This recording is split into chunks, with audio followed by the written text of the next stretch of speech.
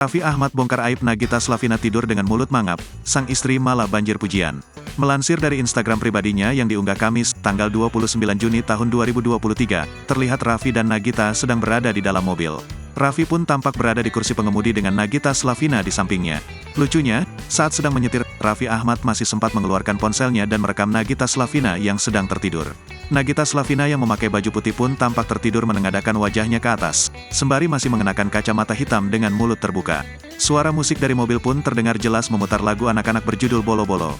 Namun meski ada suara musik, Nagita Slavina yang tampak kelelahan justru masih tidur terlelap. Melihat hal tersebut, Raffi langsung merekam aksi Nagita Slavina tidur dengan mulut mangap dan mengunggahnya di media sosial. Tak cukup sampai di situ, Raffi juga iseng tiba-tiba membangunkan sang istri dengan berkata sudah sampai di tujuan. Sontak saja, usai diunggah postingan itu langsung banjir komentar termasuk dari sesama rekan artis.